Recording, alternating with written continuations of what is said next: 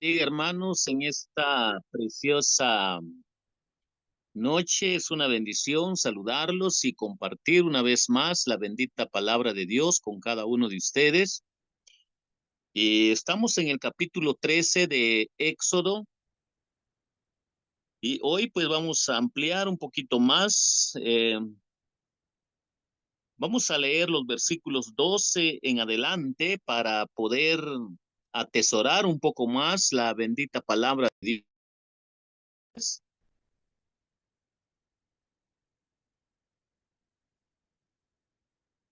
Éxodo capítulo 13, versículo 12, mis hermanos, para los que tienen ahí sus Biblias para darle lectura, dice de esta manera: dedicarás a Jehová todo aquel que abriere matriz, y asimismo todo primer nacido de tus animales, los machos serán de Jehová, mas todo primogénito de asno redimirás con un cordero, y si no lo redimieres, quebrarás su cerviz. También redimirás al primogénito de tus hijos. Y cuando mañana te preguntare tu hijo diciendo, ¿qué es esto?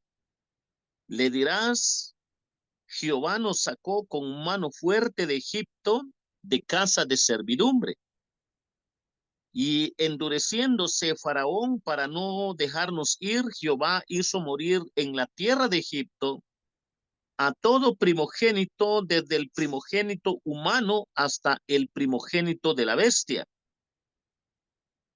Y por esta causa yo sacrifico para Jehová todo primogénito macho y redimo al primogénito de mis hijos.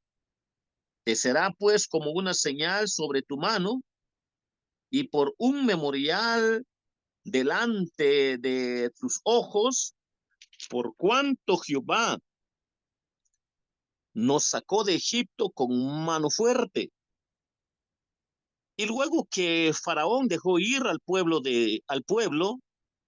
Dios nos los llevó por el camino de la tierra de los filisteos que estaba cerca, porque dijo Dios, para que no se arrepiente el pueblo cuando vea la guerra y se vuelva a Egipto. Mas hizo Dios que el pueblo rodease por el camino del desierto del Mar Rojo, y subieron los hijos de Israel de Egipto armados. Tomó también consigo Moisés los huesos de José, el cual había jurado,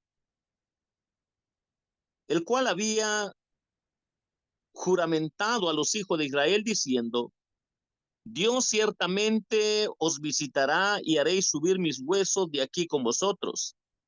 Y partieron de Sucot y acamparon en Etam a la entrada del desierto, y Jehová iba delante de ellos de día en una columna de nube para guiarlos por el camino, y de noche en una columna de fuego para alumbrar, a fin de que anduviesen de día y de noche.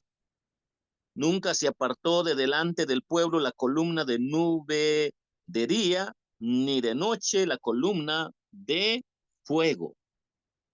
Hermanos, esta porción de la palabra del Señor nos va a ayudar para que nosotros recapacitemos donde quedamos la última lección, en que tenemos que aprender, mis hermanos, a llevar el orden bíblico. El orden bíblico es algo de lo que está perjudicando a muchas familias de fe.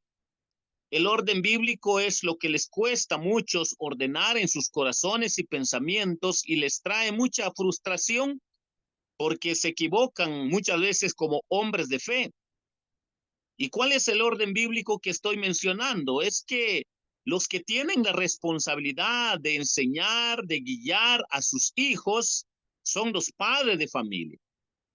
En la cultura judía, pues la mamá era la que tenía más tiempo para estar con los hijos y aprovechaba para enseñar a sus hijos en el núcleo familiar para entender estas grandes lecciones espirituales. Eran las maestras en su diario vivir. Cuando nosotros pensamos en esta responsabilidad, tenemos que retornar al orden bíblico, porque estamos como está viviendo la sociedad. Estamos como iglesia, como vive el mundo social, que en términos humanos, también la sociedad pues ha decaído, porque ellos piensan que sus hijos, cuando ya tienen la edad para ser educados, están pensando en colegios, escuelas, para que sean formados sus hijos.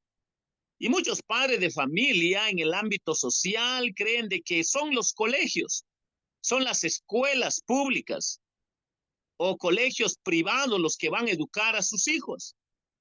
Y cuando nosotros vemos, hermanos, que el orden bíblico no va en esa dirección, tenemos que tener mucho cuidado, porque a veces si la sociedad piensa de esa manera, pues la iglesia también es tentado a pensar de esa manera.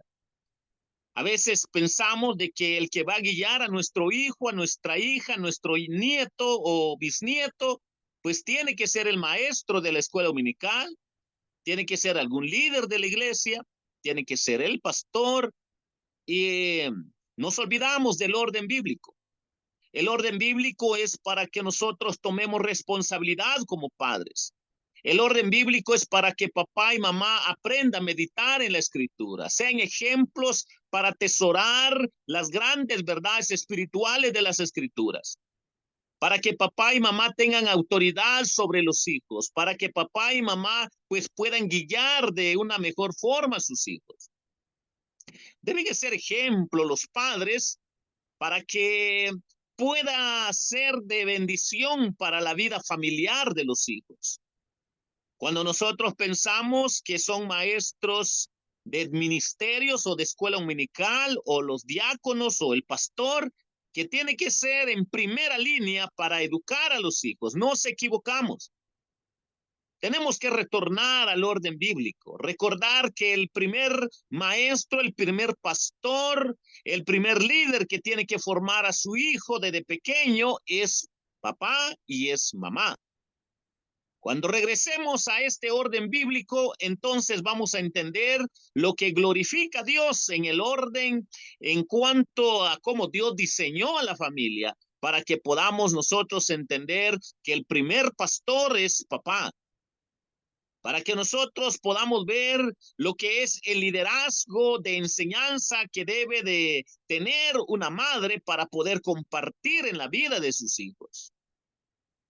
No estoy en contra de ministerios, no estoy en contra de escuela dominical, no estoy en contra de todos los que trabajan con niños, adolescentes, jóvenes y adultos o ancianos. Pero tenemos que retornar al orden bíblico para que se vuelva otra vez a esa línea de defensa que Dios dejó como privilegio para papá y mamá para proteger a sus hijos. Una mala enseñanza de un pastor, de un líder, de un diácono, de un maestro, de una maestra, una mala doctrina de un pastor, de un maestro, de un líder, sea quien fuere, va a influenciar en la vida de su hijo. Y si usted como padre y madre no han hecho el papel que les corresponde, que antes que el pastor o cualquier líder de ministerio es usted, somos nosotros los responsables para poder enseñar a nuestros hijos, para poder criar a nuestros hijos con principios espirituales, con doctrina de bíblica sólida, para que nosotros podamos comprender, mis hermanos, que este es el orden que la Biblia estipula. Podemos notar nosotros esta gran responsabilidad que Dios delega a los padres de familia. Y esto venía, hermanos, desde mucho antes. Venía desde mucho antes y nosotros podemos ver a las otras figuras de padres de fe que tenemos desde antes que Moisés. Podemos ver a Abraham, Isaac y Jacob. Podemos ver a la familia de Noé. Podemos retroceder a la familia de Enos. Podemos retroceder hasta llegar a la familia de Adán y Eva. Dios les dio el privilegio a papá y a mamá a criar primero a sus hijos espiritualmente, a formarlos para que aprendan a distinguir cuando hay doctrinas falsas cuando hay prácticas falsas, cuando hay creencias falsas, para que los hijos tengan defensa y puedan asimilar en su momento que algo no va bien en lo que enseña el pastor, en lo que enseña el líder, en lo que enseña el maestro, algo no concuerda con la escritura. A veces no le tomamos importancia en los pensamientos, sentimientos y práctica de lo que hacen los líderes o lo que hacen los maestros, los pastores o lo que practican nuestros niños, pero cuando lo alineamos, cuando reflexionamos, cuando empezamos a ver que hay un orden bíblico, que algo no concuerda, hermanos, a veces hasta los padres de familia se tuercen porque ellos mismos han sembrado irresponsabilidad dentro de su formación para tener una madurez de vida espiritual dentro de sus vidas, y esto repercute, mis hermanos, en la vida de todo el núcleo familiar.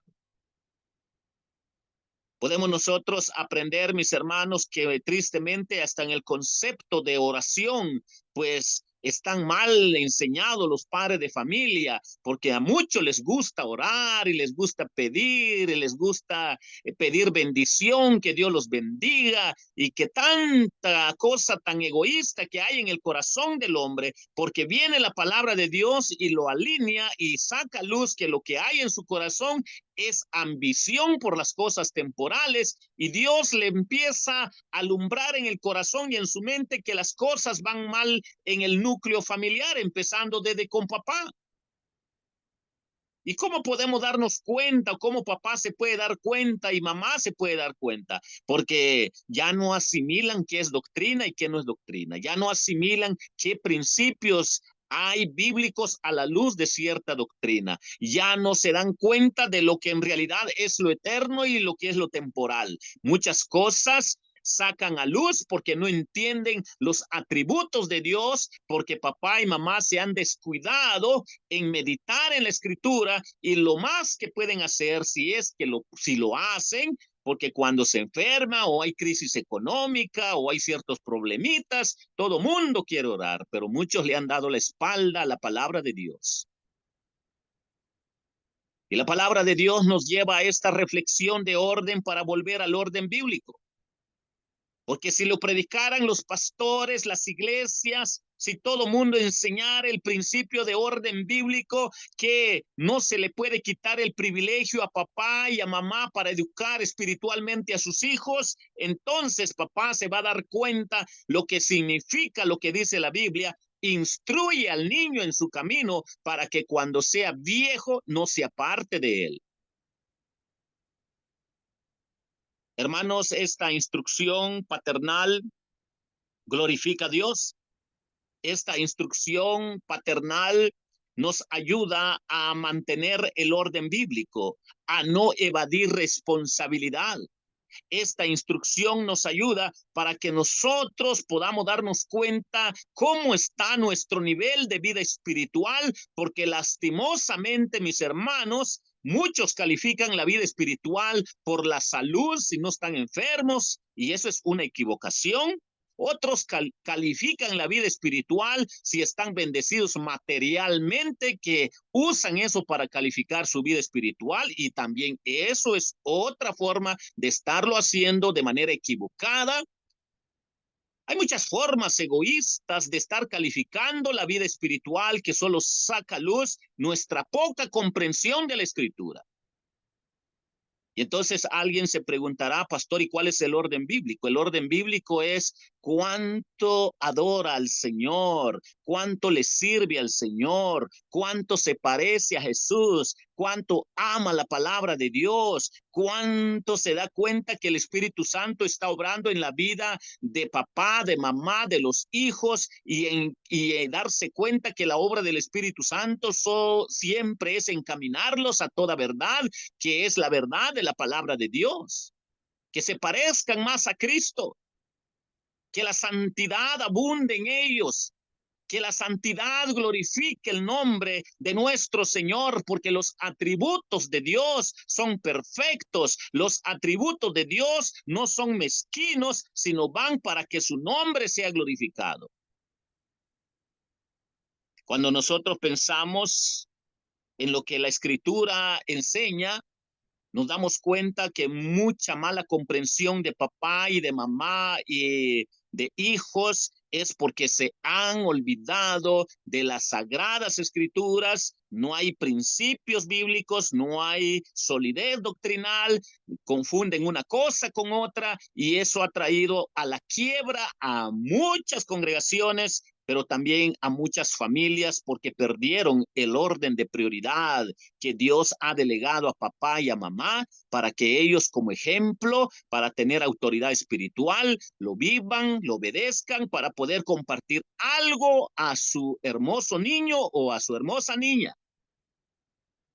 Y esto es lo que hay acá, mis hermanos, del versículo 13, 14, 15, 16, nos ayuda a comprender lo que Dios estaba estableciendo para que todo padre judío, todo israelita que estaba saliendo ya de Egipto, entendieran esta gran verdad, porque ellos como padres tenían que inculcar, enseñar estas grandes verdades a sus hijos, lo que significa la obra redentora de Dios, lo que es la doctrina de la redención, la doctrina de la salvación, la doctrina de la justificación, la doctrina de la gracia, para que entiendan qué hay acá de fondo, para que los hijos pudieran entender por qué el Señor los liberó de Egipto, por qué los rescató de Egipto, por qué Dios tenía un plan específico para su pueblo, para que caminen en santidad, para que vean la gloria de Dios y para que la gloria de Dios se manifieste en ellos.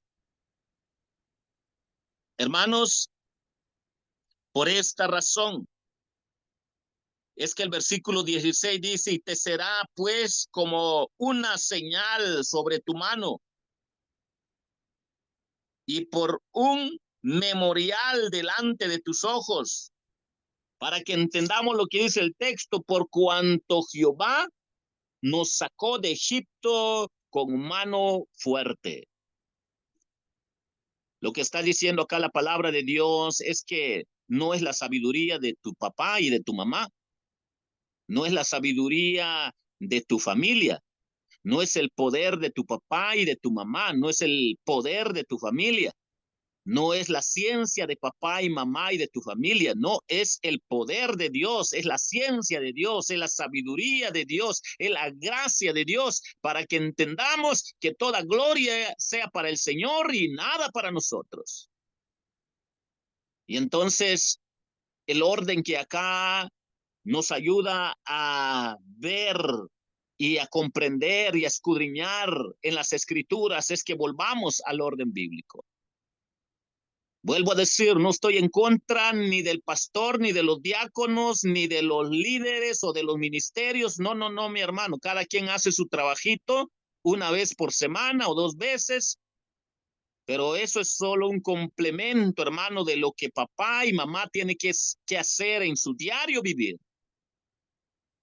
Pero hay algo más hermoso que nos ayuda a ampliar y a comprender estas grandes verdades, cómo Dios se manifiesta para darnos cuenta que su pueblo está aprendiendo a caminar, a obedecer, a someterse en Él, para aprender a confiar en su Señor. Miren cómo Dios en su gracia les da grandes enseñanzas a su pueblo para que nosotros veamos, hermanos, la hermosura de Dios, la santidad de Dios, el poder de Dios, la omnisciencia de Dios, la omnipresencia de Dios, la soberanía de Dios, para que nosotros veamos lo hermoso que hay acá en todo este pasaje. Podemos ver cómo Dios en su gracia les iba enseñando como a niños pequeños, a todo el pueblo de Israel, porque iba a llegar el momento en que la nube, en que todo lo que Dios estaba revelándose y cómo Dios les estaba enseñando, ellos tenían que aprender a vivir por fe,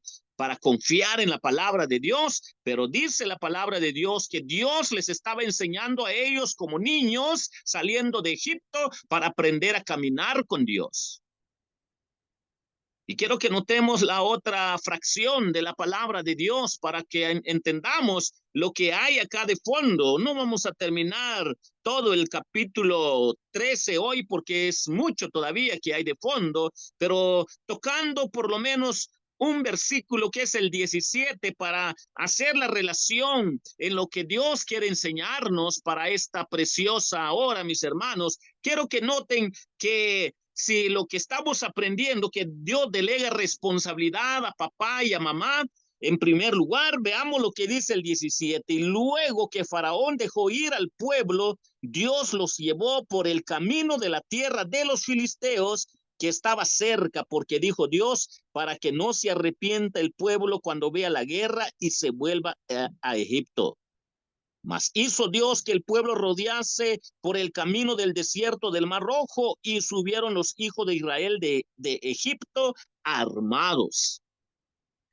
Qué hermosos son estos versículos. Hoy no vamos a terminar todos los versículos, pero podemos hacer cierta relación y conexión con lo que hay acá, que Dios les está enseñando a los padres para que aprendan grandes verdades en relación a las grandes doctrinas bíblicas que hay de fondo, de redención, de justificación, de gracia, de todo lo que hay de fondo. Pero ahora el Señor menciona acá a través de su palabra, en lo que Dios le revela a Moisés, algo que quizás para nosotros nos cuesta entender, porque hemos aprendido solo de una forma cierta área de la Biblia, pero aquí nos ayuda a comprender cómo Dios usa su amor, cómo Dios usa su justicia, para darnos cuenta que Él es omnisapiente. Él conoce el pasado, el presente y el futuro, y sabe lo por venir.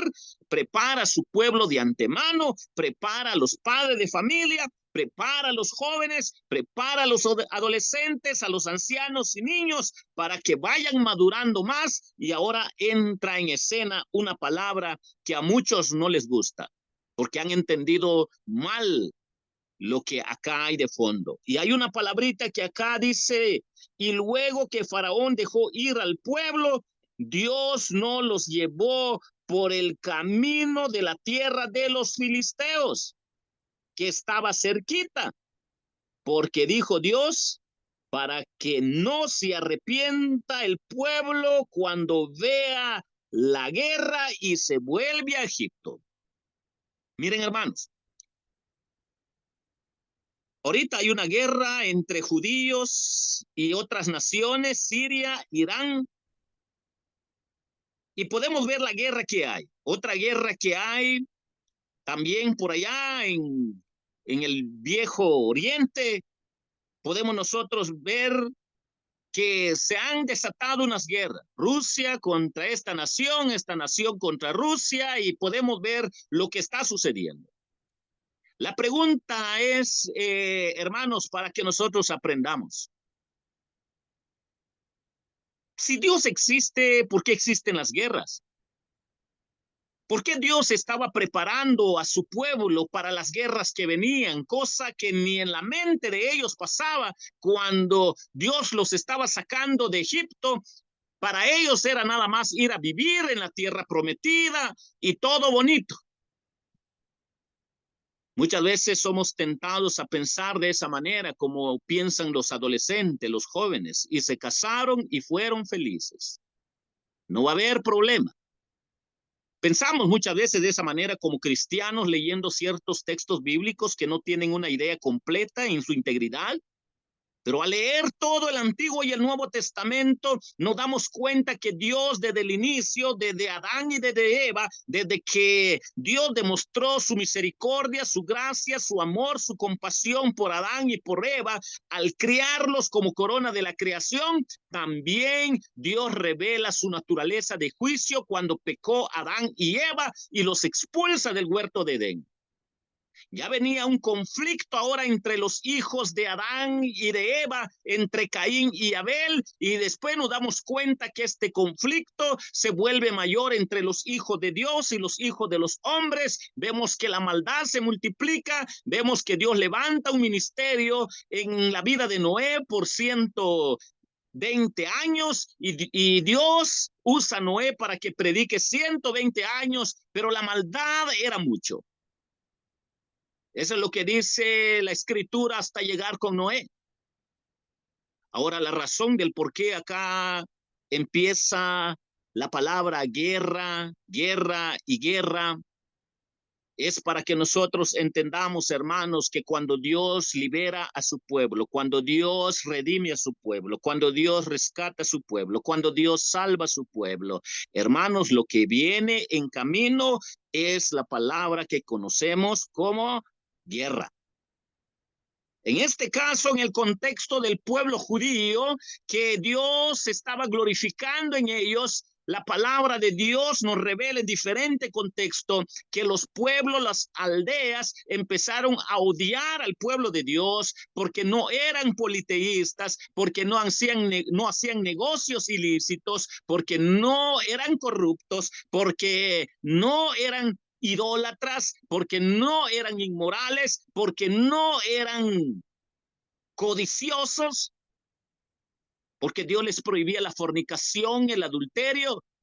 Y las naciones se dieron cuenta que este pueblo es raro, este pueblo es anticuado, este pueblo no es como nosotros pensamos, que viven como nosotros. Y lejos de investigar los pueblos, las aldeas, las naciones, las familias, las personas, lejos de investigar por qué el pueblo creía de esa manera, por qué el pueblo solo tenía un Dios omnipotente, por qué este pueblo de Israel era monoteísta, en lugar de investigar a fondo lo que dice de los diferentes contextos, es que empezaban ellos a airarse contra el pueblo de Dios por verlos que eran mansos en cierta manera. Muchos de ellos los tomaron como mensos, esclavizándolos, aprovechándose de ellos, porque había algo sobrenatural en la fe de ellos para practicar la humildad, la bondad, la obediencia, y los otros se aprovecharon para esclavizarlos, y nos damos cuenta que con las diferentes familias de fe, desde que vemos en el linaje, en la línea de ellos, en relación a sus padres, Noé, Abraham, Isaac, Jacob, muchos levantaban guerra contra ellos, y ahora que eran ya una nación, pues se levantan más pueblos, más naciones, más aldeas contra la fe de ellos, contra la práctica de ellos, contra el Dios de ellos, para darnos cuenta que lo que Dios anticipa a su pueblo al redimirlos es que se preparen para una guerra. A veces queremos llevar una vida cristiana sin contradicción, sin oponencia, que todo sea color de rosa, de que no van a haber problemas, de que no me lastimen, de que ojalá que estuviéramos viviendo en un paraíso sin nada de problema, todo de maravilla, pero no es así. El Señor de manera especial le anticipa al pueblo de Israel, preparando a Moisés, a los líderes, al pueblo, sabiendo lo que venía en el futuro, que tenían que entrar en guerra. Entonces Dios, en su sabiduría, en su omnisapiencia, Dios sabe que si los lleva para el camino corto, rápido empieza la guerra, y ellos iban a ser tentados para traicionar a Moisés y querer volver a Egipto. Entonces Dios, conociendo el corazón de ellos, usa el camino más largo para que aprendan las controversias que venían, las circunstancias que venían, preparándolos gradualmente, poco a poco, para que estén preparados para tener esa experiencia de una guerra más violenta, más fuerte, contra todos los filisteos, que eran los más fuertes, que estaban en todos esos territorios, más que otros pueblos. Dios primero los empezó a formar para enseñarles, para darnos cuenta, mis hermanos, que hasta en eso nosotros tenemos problemas de aprendizaje. A veces, para no tener problema, queremos buscar el camino más corto, el camino sin problemas, el camino donde nadie salga lastimado, el camino donde todo mundo le diga a uno: usted es bueno, usted es aquí, usted es allá. Cuando nos damos cuenta que no es así, solo nos hace recordar que esto fue lo que Dios estaba preparando a su pueblo, llevarlos al camino más largo, al camino más triste, al camino más duro, al camino a la distancia, que para cualquier ser humano dirá: qué ingrato es el Dios de este pueblo, ¿por qué si habiendo un camino tan corto, y por qué los lleva a un camino más largo? Cualquiera podrá razonar de esa manera, pero déjenme decirle, mis hermanos, que los caminos de Dios son perfectos, los propósitos de Dios son perfectos. Cómo Dios pule nuestra vida, Él es perfecto. Cómo Dios va a tratar con nosotros, Él es perfecto. Todos nuestros defectos, Él lo va a tener que tratar para sacarnos esa mugre que tenemos en nuestra vida y que a veces no nos damos cuenta porque nuestros ojos están cegados de pecado por nuestra poca comprensión de la Escritura. Y Dios sabía que tenía que trabajar con su pueblo. Dios sabía que tenía que tratar con su pueblo y busca el camino más largo. Y hermanos, Dios no se equivoca. Dios es perfecto. Si creemos y sabemos y comprendemos los atributos de Dios, Él es perfecto. Él se tiene que glorificar en su pueblo.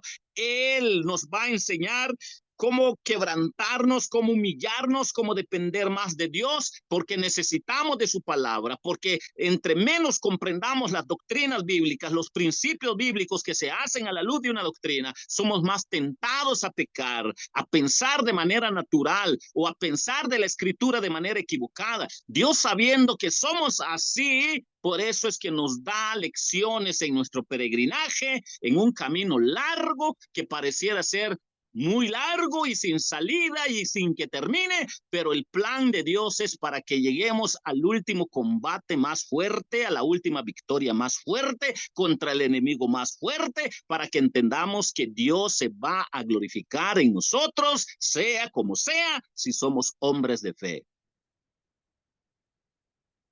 Solo estamos viendo una fracción del versículo 17 en conexión con los demás versículos, con la responsabilidad de enseñanza que deben de tener los padres hacia los hijos, pero con las grandes verdades bíblicas doctrinales que hay de fondo, qué significaba el rescate, qué significaba por qué lo sacó de Egipto para la tierra prometida, y ahora viene el peregrinaje, pero es un peregrinaje de adversidad, de conflicto, para preparar y enseñar a su pueblo que es Dios realmente el que en batalla por ellos y quien los cuida, que los guarda, quien los sustenta.